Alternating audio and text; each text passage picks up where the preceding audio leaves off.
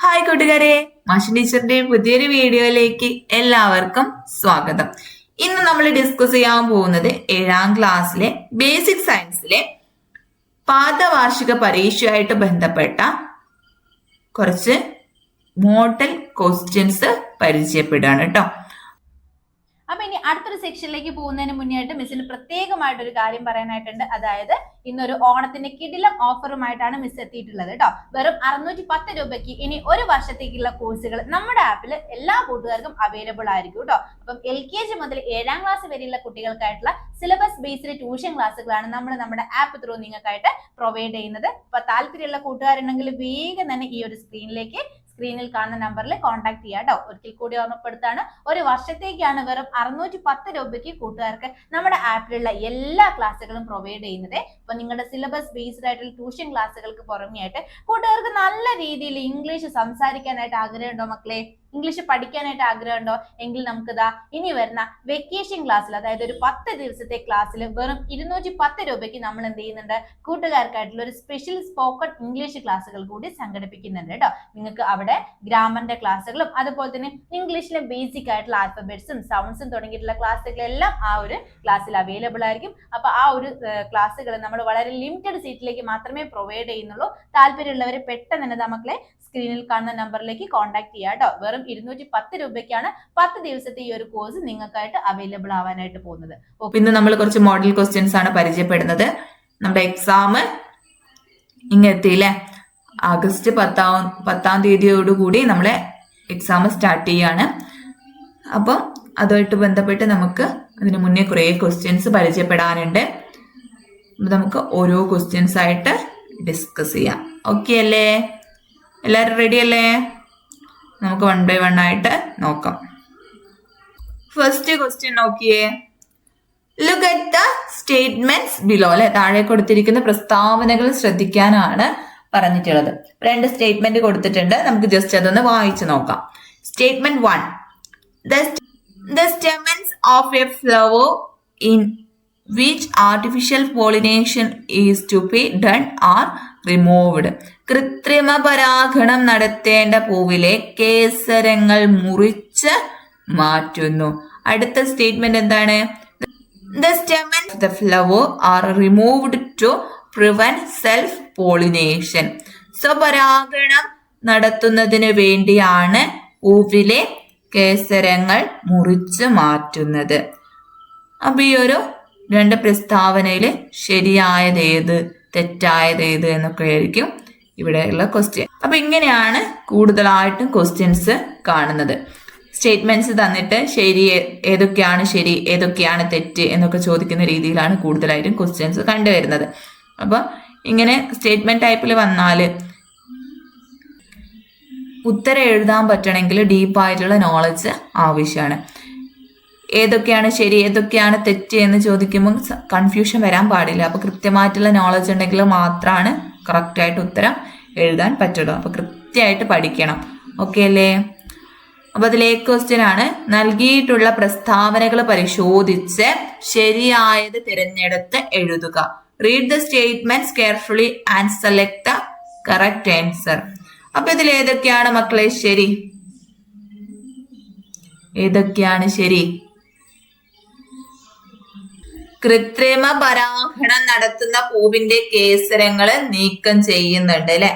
The stamens of a flower in which artificial pollination is to be done are removed. അല്ലെ, കൃത്രിമ പരാഗണം നടത്തുന്ന പൂവിന്റെ കേസരങ്ങള് നീക്കം ചെയ്യുന്നു. അത് ശരിയാണ്. അപ്പൊ ഒന്നാമത്തത് ശരിയാണ് അല്ലെ, ഒന്നാമത്തെ പോയിന്റ് ശരിയാണ്. അതേപോലെ രണ്ടാമത്തത് നോക്കിയേ. The stamens of the flower are removed to prevent self pollination. സ്വപരാഗണം തടയാനാണ് കേസരങ്ങൾ നീക്കം ചെയ്യുന്നത് അല്ലെ. രണ്ടും ശരിയാണ്.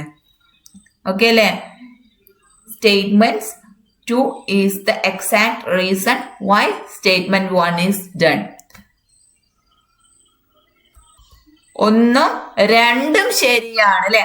1ന്റെ കാരണമാണ് 2. അതായത് കൃത്രിമ പരാഗണം നടത്തേണ്ട പൂവിലെ കേസരങ്ങൾ മുറിച്ച് മാറ്റുന്നത് എന്തിനു വേണ്ടിയിട്ടാണ്? സ്വപരാഗണം തടയുന്നതിന് വേണ്ടിയിട്ടാണ്. ഓക്കെ അല്ലേ? അപ്പൊ ഇതിൽ ഓപ്ഷൻ ഡി ആണ് ഉത്തരം. 1 ഉം 2 ഉം ശരിയാണ്. 1ന്റെ കാരണമാണ് 2. ഓക്കെ അല്ലേ? ഇനി ഇതിലെ ബി ക്വസ്റ്റ്യൻ ആണ്. Complete the missing stages of artificial pollination. Artificial pollination നടത്തുന്ന ഘട്ടങ്ങളാണ് ചോദിച്ചിട്ടുള്ളത്. അപ്പൊ ഇങ്ങനെയും പരീക്ഷയ്ക്ക് വരാം. നമ്മൾ ഒരിക്കലും പ്രതീക്ഷിക്കാത്തൊരു ക്വസ്റ്റ്യൻ ആണ് ഇത് അല്ലെ. സ്റ്റേജസ് ചോദിക്കും എന്നുള്ളത് നിങ്ങൾ ഒരിക്കലും കരുതിയിട്ടുണ്ടാവില്ല. അപ്പൊ ഇങ്ങനെയും എക്സാമിന് വരാം. ഓക്കെ അല്ലേ? അപ്പൊ ആ ഒരു ഘട്ടങ്ങൾ നിങ്ങൾ ഓർത്ത് വെക്കണം. അപ്പൊ ആ ഘട്ടങ്ങൾ എങ്ങനെയൊക്കെയായിരുന്നു മക്കളെ? സ്റ്റേജ് 1 ഘട്ടം 1 എന്താണ്? Selection of a unopened bisexual flower and removal of its stamens to prevent self pollination അല്ലെ. വികസിക്കാത്ത ഒരു ഉഭയലിംഗ പുഷ്പം തിരഞ്ഞെടുക്കുകയും സ്വപരാഗണം തടയാനായി അതിന്റെ കേസരങ്ങൾ നീക്കം ചെയ്യുകയും ചെയ്യുന്നു. സ്റ്റേജ് 2 രണ്ടാമത്തെ ഘട്ടം എന്താണ് മക്കളെ? This flower is wrapped well to prevent pollen grains from other flowers falling on it അല്ലെ. മറ്റു പൂക്കളിലെ പരാഗ രേണുക്കൾ വന്ന് വീഴാതിരിക്കാൻ ഈ പൂവ് നന്നായി പൊതിഞ്ഞ് സൂക്ഷിക്കുന്നു. അടുത്തത് എന്താണ്? മൂന്നാമത്തെ സ്റ്റേജ് എന്താണ് മക്കളെ? മൂന്നാമത്തെ ഘട്ടം എന്താണ്? Collection of mature pollen grains from the decide plant അല്ലെ. അഭിലഷണീയമായ മറ്റൊരു ചെടിയിൽ നിന്ന് പക്വതയെത്തിയ പരാഗരേണുക്കള് ശേഖരിക്കുന്നു. ഇനി നാലാമത്തെ ഘട്ടം എന്താണ്? ആ ശേഖരിച്ച പരാഗരേണുക്കള് തയ്യാറാക്കി വെച്ചിരിക്കുന്ന പൂവിന്റെ പരാഗണ സ്ഥലത്ത് പതിപ്പിക്കുന്നു അല്ലെ. അത് ശേഖരിച്ച പരാഗരേണുക്കള് കൃത്രിമ പരാഗം നടത്തേണ്ട പൂവിന്റെ പരാഗണ സ്ഥലത്ത് പതിപ്പിക്കുകയാണ് ചെയ്യുന്നത്. ഓക്കെ അല്ലേ? അപ്പൊ ഇവിടെ 2 ഘട്ടമാണ് കൊടുത്തിട്ടുള്ളത്. അതേപോലെ 2 ഘട്ടം നിങ്ങളോട് പൂരിപ്പിക്കാനും പറഞ്ഞിട്ടുണ്ട്. അപ്പൊ ഇങ്ങനെ ചോദ്യം വരാം. അപ്പൊ ഇത് എങ്ങനെയാണ് എന്നുള്ളതൊരു ബേസ് ആയിട്ടുള്ള നോളജ് നിങ്ങൾക്ക് ഉണ്ടെങ്കിൽ നിങ്ങൾക്ക് സ്വന്തമായിട്ട് ഉണ്ടാക്കി എഴുതാവുന്നതേ ഉള്ളൂ. ഓക്കെ അല്ലേ? അപ്പൊ എന്താണ് എന്നുള്ളത് നിങ്ങൾ പഠിച്ചിരിക്കണം. ഇനി അടുത്ത ക്വസ്റ്റ്യനിലേക്ക് കടക്കാം. രണ്ടാമത്തെ ക്വസ്റ്റ്യൻ ആണ്. ജസ്റ്റ് ഒന്ന് വായിച്ചു നോക്കിയേ. അതിലെ ക്വസ്റ്റ്യൻ നോക്കിയേ. Find the correct pair from the following. നോക്കിയേ, എ എന്താണ് കൊടുത്തിട്ടുള്ളത്? അപ്പിക്കൾച്ചർ ആണ് കൊടുത്തിട്ടുള്ളത്. അതിന് നേരെ എന്താ കൊടുത്തത്? റിയറിങ് ഫിഷസ് അല്ലെ, അതായത് മത്സ്യകൃഷി എന്നാണ് കൊടുത്തിട്ടുള്ളത്. അടുത്തത് ക്യൂണികൾച്ചർ, റിയറിങ് റാബിറ്റ്സ് അല്ലെ, മുയൽ വളർത്തൽ. അടുത്തതാണ് ഫ്ലോറികൾച്ചർ, റിയറിങ് ഹണി ബീസ് അല്ലെ, തേനീച്ച വളർത്തൽ. അടുത്തത് ഫിസിക്കൾച്ചർ ആണ്, ഗ്രോയിങ് ഫ്ലവേഴ്സ്. ഫിസിക്കൾച്ചർ പുഷ്പ കൃഷി. അപ്പൊ ഇതില് ശരിയായ ജോഡി ഏതാണ് മക്കളെ? നമ്മളിത് ഡീറ്റെയിൽ ആയിട്ട് പഠിച്ചതാണ് അല്ലേ മക്കളെ, ഓർക്കുന്നില്ലേ? അപ്പൊ ഇതിൽ എപ്പിക്കൾച്ചർ എന്ന് പറഞ്ഞാൽ എന്തായിരുന്നു? എപ്പിക്കൾച്ചർ എന്ന് പറഞ്ഞാല് തേനീച്ച വളർത്തലായിരുന്നു. ഓക്കെ, എപ്പിക്കൾച്ചർ എന്ന് പറഞ്ഞാല് തേനീച്ച വളർത്തലാണ്. ക്യൂണികൾച്ചർ എന്ന് പറഞ്ഞാല് മുയൽ വളർത്തലാണ്. അപ്പൊ അത് ശരിയാണ്. അടുത്തത് ഫ്ലോറികൾച്ചർ എന്ന് പറഞ്ഞാൽ പുഷ്പകൃഷിയാണ്. അതേപോലെ ഫിസിക്കൾച്ചർ അല്ലെ, ഫിസിക്കൾച്ചർ എന്ന് പറഞ്ഞാല് മത്സ്യ കൃഷിയാണ്. അപ്പൊ ഇതില് ശരിയായിട്ടുള്ളത് ഓപ്ഷൻ ബി ആണ്. ഓക്കെ അല്ലേ? ഇതുപോലെയാണ് ക്വസ്റ്റ്യൻ വരിക. അപ്പൊ എല്ലാം അറിഞ്ഞാൽ മാത്രമാണ് ഇതിന്റെ ഉത്തരം എഴുതാൻ പറ്റുള്ളൂ. ഓക്കെ അല്ലേ? ഇനി അടുത്ത ക്വസ്റ്റ്യൻ ആണ്. അതിൽ ബി ക്വസ്റ്റ്യൻ ആണ്. How vegetable plants can be protected by mechanical control. Explain with an example. വീട്ടിലെ പച്ചക്കറികളെ സംരക്ഷിക്കുന്നതിനു വേണ്ടി യാന്ത്രിക കീടനിയന്ത്രണം എങ്ങനെ സഹായകരമാകുമെന്ന് ഒരു ഉദാഹരണത്തിന്റെ സഹായത്തോടെ വിശദീകരിക്കാനാണ് പറഞ്ഞിട്ടുള്ളത്.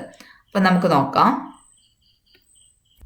Mechanical control involves physically removing or blocking pests using hand barriers or traps without using chemicals. രാസവസ്തുക്കൾ ഉപയോഗിക്കാതെ കൈകൾ കൊണ്ടോ പ്രത്യേക തടസ്സങ്ങൾ ഓർ വലകൾ ഉപയോഗിച്ചോ കീടങ്ങളെ നീക്കം ചെയ്യുന്ന രീതിയാണ് യാന്ത്രിക നിയന്ത്രണം എന്ന് പറയുന്നത്. ഓക്കെ അല്ലേ? Mechanical control involves physically removing or blocking pests using hands, barriers or traps without using chemicals. Okay അല്ലേ? ഉദാഹരണമായിട്ട് പച്ചക്കറി ഇലകളിൽ കാണുന്ന പുഴുക്കളെയോ അല്ലെങ്കിൽ വണ്ടുകളെയോ കൈ കൊണ്ട് പെറുക്കി നശിപ്പിക്കുക കേട്ടോ. Hand picking. അല്ലെങ്കിൽ വിളകളെ കീടങ്ങളിൽ നിന്ന് സംരക്ഷിക്കാന് വലകളൊക്കെ ഉപയോഗിക്കൂലേ, അതൊക്കെ ഇതിൽ ഉൾപ്പെടുന്നതാണ് കേട്ടോ. വലകൾ ഉപയോഗിക്കുന്നതൊക്കെ ഇതിൽ ഉൾപ്പെടുന്നതാണ്. കൈകൊണ്ട് പെറുക്കി മാറ്റുക അല്ലെങ്കിൽ വലകൾ ഉപയോഗിക്കുക, കെണികൾ വെക്കുക, ഇതൊക്കെ ഇതിൽ ഉൾപ്പെടുന്നതാണ്. ഓക്കെ അല്ലേ? ഇനി അടുത്ത ക്വസ്റ്റ്യനിലേക്ക് കടക്കാം. Write any 2 examples for friendly insects in biological control. ഏതെങ്കിലും 2 മിത്ര കീടങ്ങൾക്ക് ഉദാഹരണം എഴുതുക. ഏതെങ്കിലും 2 മിത്ര കീടങ്ങൾക്ക് ഉദാഹരണം എഴുതാനാണ് പറഞ്ഞിട്ടുള്ളത്. അതിലൊന്നാണ് ലേഡി ബേർഡ് അല്ലെ. ലേഡി ബേർഡ് വണ്ടൊക്കെ അതിന് എക്സാമ്പിൾ ആണ്. അതേപോലെ തുമ്പി കൊതുകുകളെയും മറ്റ് ചെറിയ കീടങ്ങളെയൊക്കെ ഭക്ഷിക്കുന്നുണ്ട് തുമ്പി. അതേപോലെ ലേഡി ബേർഡ് വണ്ട് ഇലപ്പേനുകളെ ഒക്കെ ഭക്ഷിക്കുന്നുണ്ട്. ഓക്കെ അല്ലേ? അപ്പൊ ഇതൊക്കെ ഇതിന് എക്സാമ്പിൾ ആണ് കേട്ടോ. ഇനി നമ്മൾ അടുത്ത ക്വസ്റ്റ്യനിലേക്ക് കടക്കുകയാണ് കേട്ടോ. 3ാമത്തെ ക്വസ്റ്റ്യൻ ആണ്. അതും ഇതേപോലെ എ ക്വസ്റ്റ്യൻ ബി ക്വസ്റ്റ്യൻ അങ്ങനെ ആ ഒരു രീതി തന്നെയാണ് പോകുന്നത് കേട്ടോ. അപ്പൊ അതിൽ എ ക്വസ്റ്റ്യൻ നോക്കാം. The gas produced when acid reacts with metal is dash. Acid ലോഹങ്ങളുമായിട്ട് പ്രതിപ്രവർത്തിച്ച് ഉണ്ടാകുന്ന വാതകമാണ് ഡാഷ്. എന്താണ് മക്കളെ? ഇവിടെ വിട്ടുപോയ ഭാഗം നിങ്ങൾ പൂരിപ്പിക്കണം. എന്താണ്? നമ്മൾ കുറേ പ്രാവശ്യം പറഞ്ഞതാണ് അല്ലെ. ഉദാഹരണമായിട്ട് നമ്മൾ പിക്കിളിലെ അച്ചാറിന്റെ കാര്യമൊക്കെ പറഞ്ഞു. അച്ചാർ ഒരിക്കലും സ്റ്റീലിന്റെ പാത്രത്തിൽ ഇട്ട് വെക്കരുത് നമ്മൾ പറഞ്ഞു. എന്തുകൊണ്ടാണ്? അച്ചാറില് ആസിഡ് ഉണ്ട് അല്ലെ. അപ്പൊ ആസിഡ് ലോഹവുമായിട്ട് പ്രവർത്തിച്ച് ഹൈഡ്രജൻ പുറന്തള്ളുന്നു അല്ലെ. ഹൈഡ്രജൻ വാതകം പുറന്തള്ളുന്നുണ്ട്. അപ്പൊ അതാണ് അതിന്റെ റീസൺ. അപ്പോൾ ആസിഡുകൾ ലോഹവുമായിട്ട് പ്രവർത്തിച്ച് ഉണ്ടാകുന്ന വാതകമാണ് ഹൈഡ്രജൻ. ഓക്കെ അല്ലേ? എല്ലാവർക്കും ഉത്തരം കിട്ടിയിട്ടുണ്ടെന്ന് ടീച്ചർ വിശ്വസിക്കുകയാണ്. നമ്മൾ കുറേ തവണ പറഞ്ഞതാണ്. ഇനി അതിൽ ബി ക്വസ്റ്റ്യൻ ആണ്. Some acids and their uses are listed below. Complete the table. ചില ആസിഡുകളും അവയുടെ ഉപയോഗങ്ങളും പട്ടികപ്പെടുത്തിയിരിക്കുന്നു. ഉചിതമായി പൂരിപ്പിച്ച് പട്ടിക പൂർത്തിയാക്കുക. ഓക്കെ അല്ലേ? അപ്പൊ നമ്മൾ ഓരോ ആസിഡിനെയും അതിന്റെ യൂസസ് ഒക്കെ പറഞ്ഞിട്ടുണ്ട്. അപ്പൊ ഓരോന്നോരോന്നായിട്ട് നമുക്ക് നോക്കാം. ഫസ്റ്റ് വൺ അസറ്റിക് ആസിഡ് ആണ്. അതിന്റെ യൂസ് എന്ന് പറയുമ്പോൾ ഫുഡ് പ്രിസർവേഷൻ ആണ്. ആസ് വിനെഗർ അല്ലെ. അസിറ്റിക് ആസിഡ് എന്ന് പറയുമ്പോൾ നമ്മൾ വിനെഗർ നമ്മൾ എന്താ പറയാ അച്ചാറിലൊക്കെ യൂസ് ചെയ്യുന്നില്ലേ വിനെഗർ. അതേപോലെ ഫ്ലേവറിങ് ഫുഡ് ഫ്ലേവർ കൊടുക്കാനൊക്കെയാണ് യൂസ് ചെയ്യുന്നത്. അസറ്റിക് ആസിഡിന്റെ യൂസ് ചോദിച്ചാൽ ഫുഡ് പ്രിസർവേഷൻ അതേപോലെ ഫ്ലേവറിങ് എന്നുള്ളത് കൊടുക്കുക. ഓക്കെ അല്ലേ? ഇനി അടുത്തതാണ് സിട്രിക് ആസിഡ്. അതിന്റെ യൂസ് ചോദിച്ചാൽ എന്ത് പറയണം? മാനുഫാക്ചറിങ് ഓഫ് കെമിക്കൽ ഫെർട്ടിലൈസേഴ്സ് കേട്ടോ. ഓക്കെ അല്ലേ? ഇനി അടുത്തത് നൈട്രിക് ആസിഡ്. നൈട്രിക് ആസിഡ് എന്തിനൊക്കെയാണ് ഉപയോഗിക്കുന്നത്? പെയിന്റിൽ ഉപയോഗിക്കുന്നുണ്ട്, ഡൈസിലും ഉപയോഗിക്കുന്നുണ്ട്. ഓക്കെ അല്ലേ? അതേപോലെ തന്നെ also used in explosives and fertilisers. Okay അല്ലേ? അടുത്തതാണ് tannic acid. Manufacturing of ink. അപ്പൊ ഇതൊക്കെ നമ്മൾ ഈ ഒരു ചാപ്റ്റർ എടുക്കുമ്പോൾ പറഞ്ഞതാണ്. ആസിഡുകളും ആൽക്കലികളും എന്നുള്ള പാഠഭാഗം എടുക്കുമ്പോൾ നമ്മൾ ഡിസ്കസ് ചെയ്തതാണ്. എല്ലാ ആസിഡ്സിനെയും അതിന്റെ യൂസസ് ഒക്കെ പറഞ്ഞതാണ്. അപ്പൊ അതൊക്കെ വളരെ ഇമ്പോർട്ടൻ്റ് ആണ്, നോട്ട് ചെയ്ത് വെക്കണം. ഓക്കെ അല്ലേ? അപ്പൊ അതില് സി ക്വസ്റ്റ്യൻ ആണ്. You know that methyl orange is N indicator. How can you identify acids and bases using methyl orange? Methyl orange ഒരു ഇൻഡിക്കേറ്റർ ആണെന്ന് അറിയാമല്ലോ. മീഥൈൽ ഓറഞ്ച് ഉപയോഗിച്ച് ആസിഡിനെയും ബേസിനെയും എങ്ങനെ തിരിച്ചറിയാമെന്ന് വിശദമാക്കാനാണ് പറഞ്ഞിട്ടുള്ളത്. അപ്പൊ എങ്ങനെയാണ് മക്കളെ മനസ്സിലാക്കാൻ സാധിക്കുക? നമ്മള് ആസിഡില് മീഥൈൽ ഓറഞ്ച് ഒഴിച്ചാൽ മീഥൈൽ ഓറഞ്ച് ടേൺസ് റെഡ്, അല്ലെങ്കിൽ ഒരു പിങ്കിഷ് റെഡ് കളറായിട്ട് മാറും.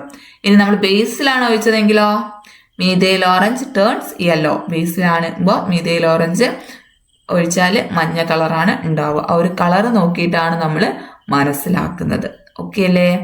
ഇതൊക്കെ ചെറിയൊരു പോയിന്റ് നമ്മൾ ഓരോ എക്സ്പെരിമെന്റ് ചെയ്യുമ്പോൾ ഇങ്ങനെ പറഞ്ഞു പോയ പോയിന്റ്സ് ആണ്.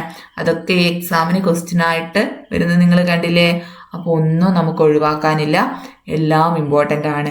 അപ്പോൾ നമ്മൾ ഈ ഒരു ക്വസ്റ്റ്യൻ്റെ കുറച്ച് ഭാഗമാണ് നമ്മൾ ഇപ്പോൾ ഡിസ്കസ് ചെയ്തിട്ടുള്ളത്. അപ്പോൾ അടുത്ത പാർട്ടായിട്ട് ബാക്കി ഭാഗങ്ങൾ നമുക്ക് ഡിസ്കസ് ചെയ്യാം കേട്ടോ. ഓക്കെ അല്ലേ? അപ്പോൾ നമ്മളിപ്പോൾ ഡിസ്കസ് ചെയ്തെടുത്തോളം കൃത്യമായിട്ട് പഠിക്കാം. ഓക്കെ, അപ്പോൾ നമ്മളുടെ ഇന്നത്തെ ക്ലാസ് ഇവിടെ വൈൻഡപ്പ് ചെയ്യാണ്. Thank you.